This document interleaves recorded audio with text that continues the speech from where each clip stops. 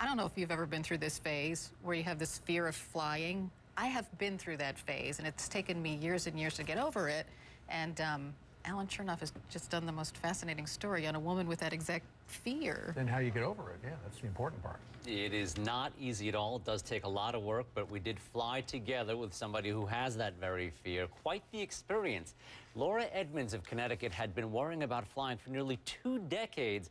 And finally, 2 weeks ago, she began a course to overcome the fear. She bravely agreed to join us for her first flight post-course from New York to Baltimore. It's flight day for Laura Edmonds. As she checks in and heads to the gate, she battles thoughts of disaster. Plummeting to the earth, crashing in a fiery blaze. I mean, there's so many things that just run through my mind. Aviophobia, or fear of flying, has been Laura's debilitating anxiety for 18 years. She even panicked about her honeymoon. I couldn't enjoy my wedding day. I was just at this wonderful wedding surrounded by love and family. But the only thing that I could think about was the next day I had to get on a flight. This month, Laura began watching the SOAR video course developed by retired airline pilot Tom Bunn.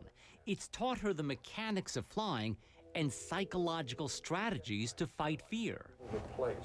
Boarding the plane, Laura presents a letter asking to meet the pilot. You're going to be fine. We're going to take good care of you. Thank you. But takeoff is a challenge.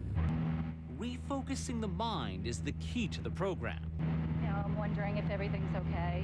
To push away those thoughts, the program advises focusing on the moment. I feel my hand. I feel the seat against my arm. Another calming technique, watch water in a glass as proof that the plane is barely shaking. I don't care for the turbulence. But in a few minutes, the plane lands smoothly. I did it. How do you feel? I feel okay. Yay! A big step for Laura Edmonds. While not cured just yet, she does hope that soon she'll be ready to book a trip to St. Bart's.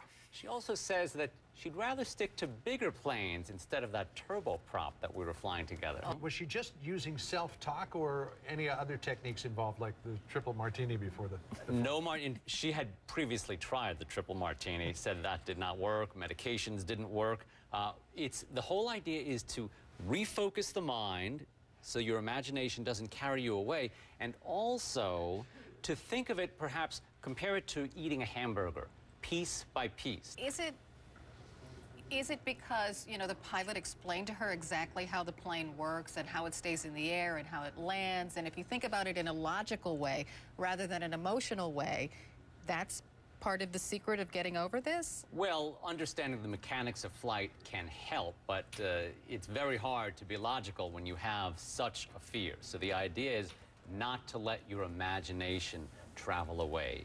That's really brave. Good for her. Allan, great story this morning. Thanks. Thank you.